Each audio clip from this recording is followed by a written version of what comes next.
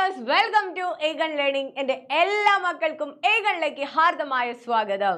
അപ്പോൾ മക്കളെ, നിങ്ങളുടെ അഭ്യർത്ഥന മാനിച്ചുകൊണ്ട് നിങ്ങൾക്ക് എക്സാം ആണ്, ഓണപ്പരീക്ഷയാണ്. അപ്പോൾ നിങ്ങൾ എല്ലാവരും പറഞ്ഞിട്ടുണ്ടായിരുന്നു മിസ്സേ മണൽക്കൂനകൾക്കിടയിലൂടെ എന്ന് പറയുന്ന ചാപ്റ്ററിൻ്റെ ഒരു കോണ്ടന്റ് വീഡിയോ ചെയ്യണം അല്ലെ, എന്തെങ്കിലും നിങ്ങൾക്ക് അതിൻ്റെ ആശയം എഴുതാനുള്ളത് ഒന്ന് പറഞ്ഞു തരണമേ എന്ന് നിങ്ങൾ പറഞ്ഞിട്ടുണ്ടായിരുന്നു. അപ്പോൾ നിങ്ങൾ എന്താ പറയുക, നിങ്ങളുടെ ആ ഒരു എന്താ പറയുക വിഷമം മനസ്സിലാക്കിക്കൊണ്ട് മിസ് ഇതാ ആ ഒരു വീഡിയോ ചെയ്യാണ്. മണൽക്കൂനകൾക്കിടയിലൂടെ എന്ന് പറയുന്ന നമ്മുടെ പാഠത്തെക്കുറിച്ചാണ് ഇന്നത്തെ ഒരു കോണ്ടന്റ് വീഡിയോ. എന്താണ് അതിലെ ആശയം, എന്തൊക്കെയാണ് നമ്മൾ ശ്രദ്ധിക്കേണ്ട കാര്യങ്ങൾ എന്നുള്ളതൊക്കെ നമ്മുടെ ഇന്നത്തെ വീഡിയോയിൽ പറയുന്നതായിരിക്കും. അപ്പോൾ നിങ്ങൾ എന്ത് ചെയ്യണം, ചാനൽ ആദ്യമായിട്ടാണ് കാണുന്നതെങ്കിൽ സബ്സ്ക്രൈബ് ചെയ്യാനും ഷെയർ ചെയ്യാനും ലൈക്ക് ചെയ്യാനും മറന്നു പോകരുത്. ഇതുപോലുള്ള വീഡിയോസ് നിങ്ങളിലേക്ക് എത്തണ്ടേ? അപ്പോൾ എന്തായാലും ലൈക്ക് ചെയ്യണം, കമന്റ് ചെയ്യണം നിങ്ങൾക്ക് ഇനി ഏതൊക്കെ വീഡിയോസ് ആണ് വേണ്ടത്, ഈ വീഡിയോ ഇഷ്ടമായിട്ടുണ്ടോ എന്നുള്ളതൊക്കെ. അപ്പോൾ പെട്ടെന്ന് തന്നെ ലൈക്ക് ചെയ്യാം.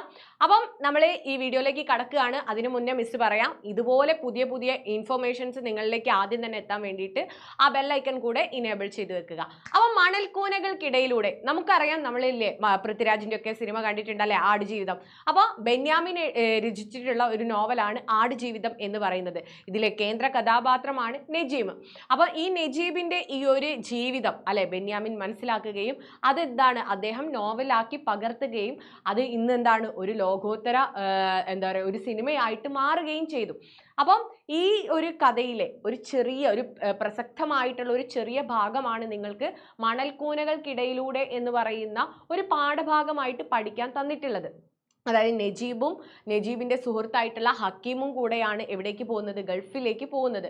അപ്പോൾ ഇവരെന്താണ് ഈ ഗൾഫിലേക്ക് പോകുന്ന സമയത്ത് ആ ഒരു യാത്രയുടെ സമയത്തും അതുപോലെ തന്നെ അവരുടെ അർബാബ്, അതായത് എന്താണ് അവരുടെ സ്പോൺസർ ആണെന്ന് തെറ്റിദ്ധരിച്ച് അവരെന്താണ് ഒരു ദുഷ്ടനായിട്ടുള്ള അർബാബിന്റെ കൂടെ പോകുന്നതും ആ പോകുന്ന വഴിമധ്യേ നമ്മുടെ നജീബിന്റെ മനസ്സിലുണ്ടാകുന്ന കാര്യങ്ങളുമാണ് ഈ ഒരു പാഠഭാഗത്തിൽ പറയുന്നത്. അതായത് എന്താണ് എന്താ പറയുക നമുക്ക് പ്രതീക്ഷിക്കാൻ പറ്റാത്ത അല്ലെങ്കിൽ മോശപ്പെട്ട അനുഭവം ഉണ്ടായിക്കഴിഞ്ഞാലും അതിലൊരു ശുഭപ്രതീക്ഷ വെച്ച് പുലർത്തുന്ന നജീബിനെയാണ് ഈ ഒരു പാഠഭാഗത്തിലൂടെ നമുക്ക് മനസ്സിലാക്കി തരുന്നത്. എന്തിനാണ് ഇങ്ങനെ ഒരു പാഠഭാഗം കൊടുത്തത് എന്ന് പറഞ്ഞാൽ, നിങ്ങളും ഇതുപോലെ തന്നെ എന്താണ് എത്ര മോശപ്പെട്ട അവസ്ഥയിലാണെങ്കിലും അല്ലെ ഒരു ജീവിതത്തിൽ എന്താണ് നാളെ നല്ലതായിരിക്കും, അങ്ങനെ അത്തരത്തിലുള്ള ഒരു ശുഭപ്രതീക്ഷ വെച്ച് പുലർത്തണം എന്ന് നമ്മളെ ഓർമ്മിപ്പിക്കുന്ന ഒരു പാഠമാണ് ഏത്, മണൽക്കൂനകൾക്കിടയിലൂടെ അല്ലെ മണൽക്കൂനകൾക്കിടയിലൂടെ പുതിയൊരു ജീവിതത്തിന്റെ മറ്റൊരു വഴിത്തിരിവിലേക്ക് പോകുന്ന നജീബിന്റെ ജീവിതം വ്യക്തമാക്കുന്ന ഈ ഒരു ഭാഗത്തിന് എന്തുകൊണ്ടും അനുയോജ്യമായ ഒരു തലക്കെട്ട് കൂടെയാണ് എന്ത്, മണൽക്കൂനകൾക്കിടയിലൂടെ എന്ന് പറയുന്നത്. 2 മാർക്കിന് ചോദിച്ചാൽ നിങ്ങൾ എഴുതിക്കൊള്ളണം. അപ്പൊ ഇനി നമുക്ക് ഈ പാഠഭാഗത്തിലേക്ക് വരാം. ആടുജീവിതം അല്ലെ, ബെന്യാമിന്റെ ആടുജീവിതത്തിലെ, ഇനിയിപ്പോൾ നിങ്ങൾക്ക് ഇതൊരു എസ്സേ കൊടുക്കുകയാണെങ്കിൽ നിങ്ങൾ പറയണം അല്ലെ, ബെന്യാമിന്റെ ആടുജീവിതത്തിലെ പ്രസക്തമായ ഒരു ഭാഗമാണ് മണൽക്കൂനകൾക്കിടയിലൂടെ എന്ന പാഠം. ഓക്കെ, അപ്പൊ എന്താണ് ബെന്യാമിന്റെ ആടുജീവിതത്തിൽ നിന്ന് എടുത്ത ഒരു ഭാഗമാണ് മണൽക്കൂനകൾക്കിടയിലൂടെ എന്ന പാഠഭാഗം. ഇത് ഇങ്ങനെ ആയിരിക്കണം നിങ്ങൾ 4 മാർക്കിനൊക്കെ ഈ ഒരു പാഠഭാഗത്ത് നിന്ന് ചോദ്യം വരികയാണെങ്കിൽ തുടങ്ങേണ്ടത്. എങ്ങനെയായിരുന്നു കഥ നമുക്കൊന്ന് നോക്കാം. ഇനിയിപ്പോൾ നിങ്ങൾക്ക് ഇതിൽ നിന്നൊരു 4 മാർക്കിനോ 6 മാർക്കിനോ ഒക്കെ ചോദ്യം വരികയാണെങ്കിൽ നിങ്ങൾക്ക് അത്യാവശ്യം ഇതിന്റെ ആശയം ഒന്ന് ഇൻട്രൊഡക്ഷൻ ആയിട്ട് കൊടുത്തുകൊണ്ട് തുടങ്ങാവുന്നതാണ്. എന്താ, നാട്ടിൽ മണൽവാരൽ തൊഴിലാളിയായിരുന്ന നജീബ് ഏറെ പ്രതീക്ഷകളോടെ ഗൾഫിലേക്ക് പോകാൻ ഒരുങ്ങുന്നു. കൂടെ പരിചയക്കാരനായിട്ടുള്ള ആരു കൂടെ ഉണ്ടായിരുന്നു, ഹക്കീം കൂടെ ഉണ്ടായിരുന്നു. സൗദി അറേബ്യയിലെ റിയാദിൽ വിമാനം ഇറങ്ങിയ അവർ അർബാബിനെ കാത്തിരിക്കുന്നു. അവിടെ എത്തിയ ആൾ അർബാബാണെന്ന് കരുതി 2 പേരും അയാൾക്കൊപ്പം പോകുന്നു. വളരെ പഴക്കം ചെന്ന വണ്ടിയിലാണ് അവർ പോകുന്നത്. ഗൾഫിന്റെ വിവിധ വിധികളിലൂടെ അല്ലെ, എന്താണ് ഗൾഫിന്റെ വിധികളിലൂടെ, അത്രയും എന്താണ് വിധി എന്നല്ല പറയുന്നത്, വീതികളിലൂടെ പല വഴികളിലൂടെയും എന്താണ് വേഗം കുറഞ്ഞ വണ്ടിയിൽ അവർ യാത്ര തുടരുകയാണ്. എന്തുകൂടെ, അതായത് പ്രതീക്ഷകളോടുകൂടിയാണ് അവർ യാത്ര ചെയ്യുന്നത്. അങ്ങനെ മോശമായ പെരുമാറ്റവും വണ്ടിയുടെ പിറകുവശത്ത് ഇരുന്നുള്ള യാത്രയും എല്ലാം നജീബിനെ പ്രയാസപ്പെടുത്തിയെങ്കിലും ആ യാത്രയിലും ചില സന്തോഷങ്ങൾ കണ്ടെത്താൻ ആര് ശ്രമിക്കുന്നുണ്ട്, നജീബ് ശ്രമിക്കുന്നുണ്ട്. വിശപ്പും ദാഹവും എല്ലാം ആ യാത്രയിൽ അവർക്ക് അനുഭവപ്പെട്ടു. സ്വപ്നം കണ്ട ഒരു ഗൾഫിലേക്കല്ല തൻ്റെ യാത്ര എന്ന തോന്നൽ ഉണ്ടാകുമ്പോഴും നജീബ് സ്വയം ആശ്വസിക്കുന്ന ഭാഗവും പാഠഭാഗത്ത് നമുക്ക് കാണാൻ കഴിയും. അർബാബിന്റെ കയ്യിൽ സുരക്ഷിതവും ശോഭനവും ആകും തൻ്റെ ജീവിതം എന്ന പ്രതീക്ഷയാണ് അത്. ഈ പ്രതീക്ഷയിൽ നജീബ് യാത്ര തുടരുകയാണ്. ഇങ്ങനെ തന്നെ വേണം, അതായത് ജീവിതത്തിൽ എപ്പോഴും പ്രതീക്ഷയും പ്രത്യാശയും വെച്ചു പുലർത്തണം എന്നുള്ള ഒരു സന്ദേശം കൂടെയാണ് ഈ ഒരു പാഠഭാഗം നമുക്ക് നൽകുന്നത്.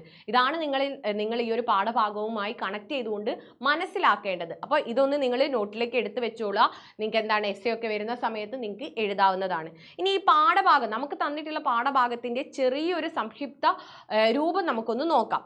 നജീബിന്റെയും ഹക്കീമിന്റെയും യാത്രയുടെ തുടക്കം, അർബാബിന്റെ പെരുമാറ്റം, വാഹനത്തിന്റെ അവസ്ഥ, വേഗത, യാത്രയെക്കുറിച്ചുള്ള നജീബിന്റെ പ്രതീക്ഷകൾ, ആശങ്കകൾ, ഭാഷ, അവതരണ രീതി. ഏറെ പ്രതീക്ഷകളോടെയാണ് നജീബും ഹക്കീമും ഗൾഫ് യാത്ര ആരംഭിക്കുന്നതെങ്കിലും അർബാബിന്റെ പെരുമാറ്റവും യാത്രാനുഭവവും അവരെ പ്രയാസപ്പെടുത്തുന്നു. എങ്കിലും ഭാവി ജീവിതത്തെക്കുറിച്ച് ശോഭനമായ സ്വപ്നങ്ങൾ കണ്ടുകൊണ്ടാണ് അവർ യാത്ര തുടരുന്നത്. അപ്പം ഇതെന്തായാലും മിസ് പറഞ്ഞിട്ടുള്ള ഇതെന്തായാലും നിങ്ങൾ നോട്ടിലേക്ക് എഴുതിയെടുത്തോളണം. ഇനി ഇതിൽ നിന്ന് വരുന്ന ഒരു പ്രധാനപ്പെട്ട ഒരു പ്രയോഗമാണ് എന്ത്? മണിയനീച്ചയെ പോലെ എന്ന പ്രയോഗം. അതായത് ഇതിൽ പറയുന്നുണ്ടല്ലേ, ഒരു മണിയനീച്ചയെ പോലെയാണ് എന്താ പറയുക ആ ഒരു യാത്രയുടെ ഭീതി നമ്മുടെ നജീബിന്റെ ഉള്ളിലേക്ക് വരുന്നത്. മണിയനീച്ച എന്ന് വെച്ച് കഴിഞ്ഞാൽ നിങ്ങൾക്ക് അറിയാലോ, ഈ എന്താ പറയുക നമ്മുടെ മാലിന്യത്തിൽ, അതുപോലെ തന്നെ എന്താണ് ആരെങ്കിലുമൊക്കെ മരിച്ചു കഴിഞ്ഞാൽ അവിടെയൊക്കെയാണ് ഈ മണിയനീച്ചയെ, വലിയൊരു ഈച്ചയാണ് മണിയനീച്ച എന്ന് പറയുന്നത്. സാധാ ഈച്ചയേക്കാളും കുറച്ചുകൂടെ വലിപ്പം ഉണ്ടാവും. അതുപോലെ തന്നെ ശബ്ദവും എന്താണ് കുറച്ചുകൂടെ അരോചകരമായിരിക്കും അല്ലെ, വളരെ നമുക്ക് ചെവിക്ക് എന്താണ് അത്രത്തോളം നമുക്ക് അരോചകരമാകുന്ന ഒരു ശബ്ദമാണ് മണിയനീച്ചകൾക്കുള്ളത്. അപ്പോൾ അതേ രീതിയിൽ അല്ലെ ഒരു അപകടത്തിന്റെ സൂചനയാണ് ഈ മണിയനീച്ച എന്നതിൽ നിന്നുകൊണ്ട് നമുക്ക് വ്യക്തമാക്കാൻ കഴിയുന്നത്. അപ്പോൾ അങ്ങനെ ചോദിച്ചു കഴിഞ്ഞാൽ ഇനി നജീബിന് വരാൻ പോകുന്ന അപകടത്തെ കൂടെയാണ് എന്താ പറയാ ഈ ഒരു മണിയനീച്ചയെ ഇവിടെ കൊണ്ടുവന്നതിലൂടെ സൂചിപ്പിക്കുന്നത് എന്ന് നിങ്ങൾക്ക് പറയാൻ പറ്റും. ചലനവും ഒട്ടും സുഖകരമല്ലാത്തതാണ്. അതായത് അവരുടെ ആ ഒരു യാത്രയുടെ എന്താ പറയുക സുഖകരമില്ലായ്മയും ഇനി വരാൻ പോകുന്ന അപകട സാധ്യതയെക്കുറിച്ചുമുള്ള ഒരു സൂചനയാണ് മണിയനീച്ച എന്ന പ്രയോഗത്തിലൂടെ നൽകുന്നത് എന്ന് പറഞ്ഞുകൊണ്ട് വേണം നിങ്ങൾ എഴുതാൻ വേണ്ടിയിട്ട്. അത് നമ്മെ വല്ലാതെ ഒരു അസ്വസ്ഥതയിലേക്ക് നയിക്കുന്നതാണ്. ഇവിടെ നജീബിന്റെ മനസ്സിൽ ഉണ്ടാകുന്ന ആശങ്കയും ഭീതിയും വെളിപ്പെടുത്തുന്നതാണ് ഈ ഒരു സദസ്യ കൽപ്പന നടത്തിയിരിക്കുന്നത്. ഗൾഫിൽ എത്തിയപ്പോൾ ഉണ്ടാകുന്ന അനുഭവങ്ങളാണ് നജീബിൽ ഈ അവസ്ഥ ഉണ്ടാക്കിയത്.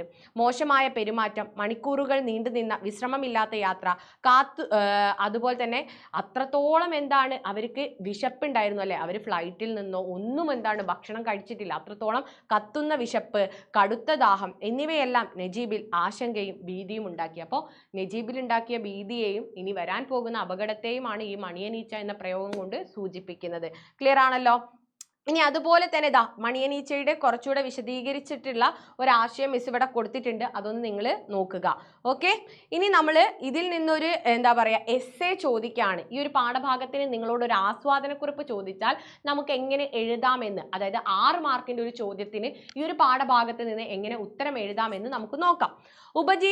ഉപജീവനത്തിനും അതിജീവനത്തിനും വേണ്ടി മെച്ചപ്പെട്ട ജീവിത സാഹചര്യവും തൊഴിലും തേടി മറുനാട്ടിലേക്കുള്ള മനുഷ്യന്റെ യാത്രകൾ തുടർന്നുകൊണ്ടേയിരിക്കുന്നു. അത്തരത്തിൽ മരുഭൂമിയുടെ അനന്തതയിലേക്ക് എറിഞ്ഞുകളഞ്ഞ നജീബ് എന്ന മനുഷ്യന്റെ ജീവിതവും അതിന്റെ നഗ്നമായ യാഥാർത്ഥ്യങ്ങളും മനസ്സിലൊരു ചുഴലിക്കാറ്റായി അവശേഷിപ്പിക്കുന്ന നോവലാണ് ആടുജീവിതം. നാം അനുഭവിക്കാത്ത ജീവിതങ്ങളെല്ലാം നമുക്ക് വെറും കെട്ടുകഥകൾ മാത്രമാണ് എന്ന മുഖവാക്യത്തോടെയാണ് ബെന്യാമിന്റെ ആടുജീവിതം എന്ന നോവൽ 2008 പുറത്തിറങ്ങുന്നത്. ഇതേപോലെ തന്നെ ഒരു ഇൻട്രൊഡക്ഷൻ നിങ്ങൾ നോട്ടിൽ എഴുതി വെച്ചോളണം. നിരവധി പതിപ്പുകളിലൂടെ ആയിരക്കണക്കിന് വായനക്കാരെ ആകർഷിച്ച ആടുജീവിതത്തിന് വിവിധ ഭാഷകളിൽ പരിഭാഷകൾ ഉണ്ടായിട്ടുണ്ട്. ബ്ലെസ്സിയുടെ സംവിധാനത്തിൽ എന്താണ് അത് ഈ അടുത്ത് സിനിമയായിട്ടും ഇറങ്ങിയിട്ടുണ്ട്. നജീബിന്റെ കഥ ആരംഭിക്കുന്നത് കേരളത്തിലെ ഒരു ഗ്രാമത്തിൽ നിന്നാണ്. വിധിയുടെ ക്രൂരമായ ഒരു തമാശയിലൂടെ അയാൾ അറബ് നാട്ടിൽ മരുഭൂമിയിലെ ആടുകളുടെ ഇടയിലേക്ക് എടുത്തെറിയപ്പെടുന്നു. നോവലിന്റെ ഭൂരിഭാഗവും ഈ മരുഭൂമിയിലാണ് നടക്കുന്നത്. മരുഭൂമിയുടെ കഠിനമായ യാഥാർത്ഥ്യങ്ങൾ, മനുഷ്യന്റെ അതിജീവനത്തിനായുള്ള പോരാട്ടം, പ്രതീക്ഷയുടെ നേർകിരണങ്ങൾ എന്നിവയെല്ലാം ബെന്യാമിന്റെ തൂലികയിൽ ജീവൻ വെക്കുന്നു. അതിൽ പ്രതീക്ഷയും സൗന്ദര്യവും സന്തോഷവും ആത്മീയതയും സങ്കടവും സ്വപ്നവും ഇഴചേർന്ന് കിടക്കുന്നു. നോവലിന്റെ ഏറ്റവും വലിയ സവിശേഷത മരുഭൂമിയെ ഒരു കഥാപാത്രമായി അവതരിപ്പിക്കുന്നതാണ്. മരുഭൂമിയുടെ നിശബ്ദത, വിശാലത, ഏകാന്തത, അതിൻ്റെ ക്രൂരമായ ചൂടും തണുപ്പും എല്ലാം നോവലിന്റെ മുഖ്യ കഥാപാത്രമായ നജീബിന്റെ ജീവിതത്തെ സ്വാധീനിക്കുന്നു. ആടുജീവിതം എഴുതാനിടയായ സാഹചര്യം നോവലിസ്റ്റ് തന്നെ പറഞ്ഞു വെച്ചിട്ടുണ്ട്. നജീബ് എന്ന വ്യക്തിയുടെ പച്ചയായ ജീവിതത്തിന്മേൽ എഴുത്തുകാരൻ തൻ്റെ ജീവിതത്തിൽ നിന്നും സ്വാംശീകരിച്ച അനുഭവങ്ങളും കാഴ്ചകളും സ്വപ്നങ്ങളും ദർശനവും എല്ലാം ചേർത്ത് വെച്ച് പുതിയൊരു അനുഭവ തലമാക്കി അതിനെ മാറ്റുന്നു. ഇങ്ങനെ പറഞ്ഞുകൊണ്ട് വേണം നിങ്ങൾ വിശദീകരിക്കാൻ. പിന്നെ അതുപോലെ തന്നെ ഇതിൻ്റെ കൂടെ നിങ്ങൾ ഓർത്ത് വെക്കേണ്ടത് എന്താണ്, എത്ര മോശപ്പെട്ട അവസ്ഥയിലും നജീബ് എന്താണ് ഒരു ശുഭപ്രതീക്ഷ മനസ്സിൽ വെക്കുന്നുണ്ട്. അതുകൊണ്ട് തന്നെയാണ് ആ ഒരു അറബി നാട്ടിലെ ക്രൂരതകളിൽ നിന്നും എന്താണ് നജീബിന് കരകയറാൻ പറ്റിയതും. അപ്പോൾ അതാണ് നിങ്ങൾ മനസ്സിലാക്കേണ്ടത്. അത് ഈ ഒരു സമൂഹവുമായിട്ട് അല്ലെങ്കിൽ നമ്മൾ മനുഷ്യരുമായിട്ട് കണക്ട് ചെയ്യുന്ന സമയത്ത് നിങ്ങളൊക്കെ പറയണം, അല്ലെ, എന്തെങ്കിലും ഒരു ചെറിയ ഒരു പ്രശ്നം വരുമ്പോഴേക്കും എന്താണ് തളർന്നു പോകുന്നവരാണ് നമ്മളെല്ലാവരും. അങ്ങനെയല്ല, ജീവിതത്തെ എന്താണ് ശുഭപ്രതീക്ഷയോടെയാണ്, ജീവിതത്തിൽ സുഖദുഃഖങ്ങൾ സമ്മിശ്രമാണെന്നും, അല്ലെ, ഇതിനപ്പുറത്ത് അല്ലെ ഏതൊരു കയറ്റത്തിനും ഒരു ഇറക്കമുണ്ട്, അതുപോലെ തന്നെ ഏതൊരു ഇറക്കത്തിനും ഒരു കയറ്റമുണ്ട് എന്ന് നമ്മൾ ചിന്തിച്ചു കഴിഞ്ഞാൽ, അല്ലെ, രാവും പകലും എന്താണ് ഉണ്ടെങ്കിലേ ഭൂമി സുന്ദരമാകൂ എന്ന് പറയുന്നത് പോലെ സുഖദുഃഖങ്ങൾ ഉണ്ടെങ്കിലേ ജീവിതം പൂർണ്ണമാകൂ. അപ്പം നമ്മൾ ജീവിതത്തിൽ ദുഃഖങ്ങൾ വരുമ്പോൾ തളർന്നു പോകുകയല്ല, ശുഭപ്രതീക്ഷ വെച്ച് മുന്നോട്ട് പോവുകയാണ്, നജീബിനെ പോലെ മുന്നോട്ട് പോവുകയാണ് വേണ്ടത് എന്നാണ് ഈ ഒരു പാഠഭാഗം സൂചിപ്പിക്കുന്നത്. അപ്പോൾ ആ ഒരു ഈ ആശയങ്ങളൊക്കെ നിങ്ങളെ മനസ്സിലുണ്ടായിരിക്കണം. ഇപ്പം ഏകദേശം മണൽക്കൂനകൾക്കിടയിലൂടെ എന്ന് പറയുന്ന പാഠഭാഗത്തിൽ നിന്ന് ചോദ്യം വന്നു കഴിഞ്ഞാൽ നിങ്ങൾക്ക് എഴുതാൻ പറ്റുമെന്ന് മിസ് വിചാരിക്കുന്നു. അപ്പോൾ വീഡിയോ ലൈക്ക് ചെയ്യാനും ഷെയർ ചെയ്യാനും മറന്നു പോകരുത്. നമുക്ക് അടുത്തൊരു വീഡിയോയുമായിട്ട് കാണാം. അതുവരെ ബൈ.